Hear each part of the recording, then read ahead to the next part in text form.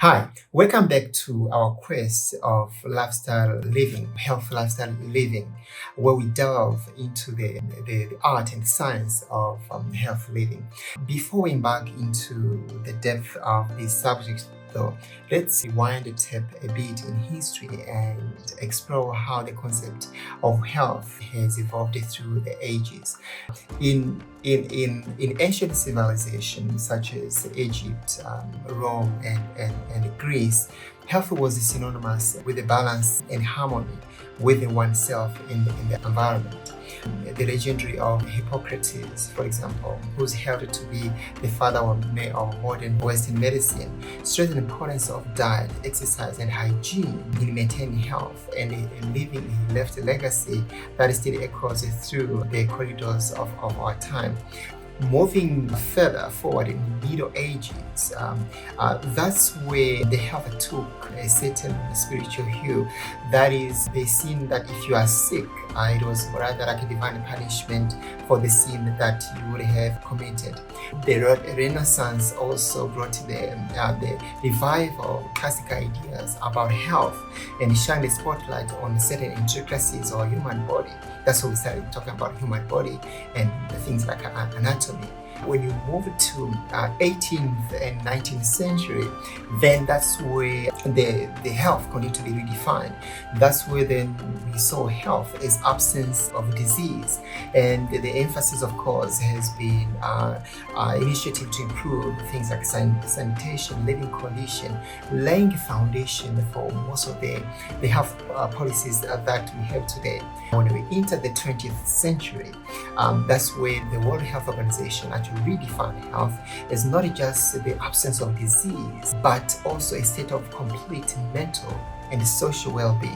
This holistic approach underscored the importance of nurturing overall well-being, making it a paradigm shift into our understanding of health. So today, health is a multidimensional tapestry weaving together physical, mental, and emotional and social threads, and it's a dynamic state is influenced not only our individual choices, but also the environment that we find ourselves in. With this historical backdrop, we better equipped to understand the essence of what health lifestyle mean. Now, throughout the history, though, like when you talk about in was it the Middle Ages, where they saw health as if one would be sick, they saw it as a punishment of a certain sin that one would have committed, that is a divine power that is likely to punish you. That's what would have happened. That wasn't necessarily true, but I think they've come close to that there is a divine power who probably would have created everything else, and who might be somewhere overseeing people.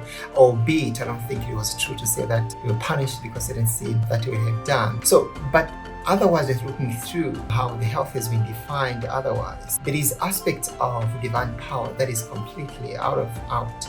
And this we're going to explore, that we find is it when we come throughout this time, we learn the whole theory of evolution, and we're going to talk about more in other videos how the theory of evolution has somehow certain impact on how you're going to conduct your health.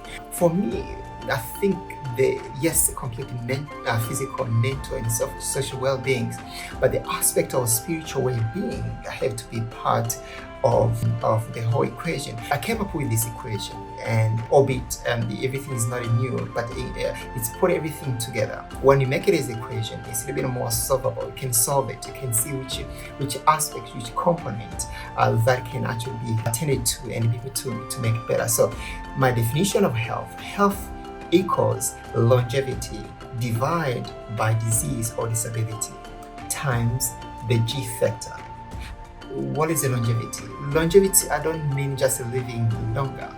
It means living purposeful, mindful life, and that's very, very important. In fact, they did studies where they didn't change any other aspect of the study. The only thing they did, people from who were in their 50s onward, who had the purpose in their lives, they decrease the risk of mortality, they decrease the risk of dying by 15%, 15%. Now that's incredible. Just by having specific goal, just having that specific purpose, either for themselves or the purpose that they're trying to help others, they increase their longevity by 15, they decrease the risk of dying by 15%. That's why it's not just longevity, but purposeful longevity divided by the disease or disability. So in 18th and 19th century, of course, we saw health as absence of disease. That should be a goal. That's what we put it as a denominator. The whole idea is to bring disease and disability almost to zero. Even if you happen to have a disease or ailment, you should be able to bounce back quicker rather than becoming a disability. That's the whole idea. What is the G factor? G factor is a God factor.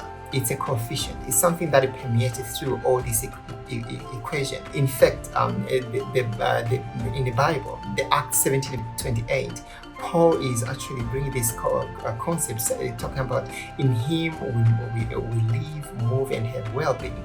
The Apostle Paul is trying to demonstrate that, hey, God didn't not just created us and put it out there. God is still in our existence, and everything that we do, He still maintains. He's our creator and sustainer of our health.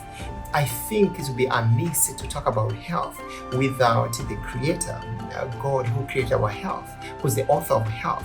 So if we remove God our health, yes, you may probably live somehow longer, but it won't be meaningful and purposeful in a sense. Hence, for me, the G factor have to be in there. And this will, of course, if why you were created and the purpose for which you were created, it's going to affect which purpose, talking about purposeful longevity. And then trusting in Him, no matter what happens, is going to put you at ease. You won't have to worry about how you just have to follow His principles or healthy principles that He has put forth, and you just trust in Him. And if in that alone is going to prepare you into the longevity. So I mentioned health equals purposeful longevity divided by disease or disability times the G factor. This is very, very important. It's often forgotten when we talk about this aspect of health, but I can't talk about health without God. It's almost impossible. I know you want to ask this, so what about people who don't believe in God? Well, I'm going to come to that probably now in the future videos. Of course, the issue of evolution and naturalism and so on, materialism, how everything evolved with the time over billions of years, and we come to that. And we're going to talk about the danger of that and how that can actually affect how you're going to live your life. If you think you are just a mistake, then you're likely to behave and live your life as a mistake. That's why when that you were created for a purpose, then also shifts everything and affects how you're going to live.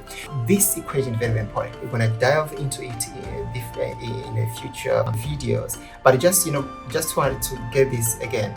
Health equals purposeful longevity divided by disease and disability times the G factor. Now, the purposeful longevity, about 15%, just can decrease your mortality by 15%.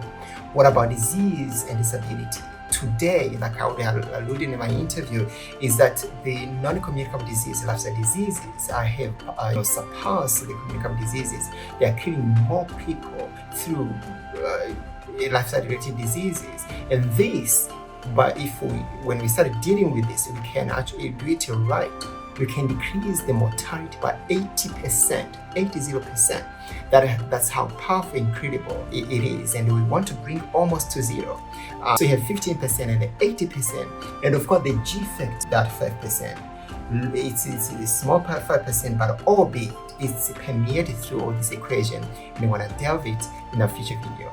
Now, I hope this little bit opens your eyes a little bit, and also put it in perspective what actually you can start dealing with. In fact, please, if you don't mind, in the comment below, which aspect do you think you're struggling with? Is it possible longevity aspect, or is it disease and disability aspect, or is it the G factor? I would be interested to know your thoughts and what do you think of this equation? How could we make this equation even better? Thank you so much for joining, and I will see you in the next video.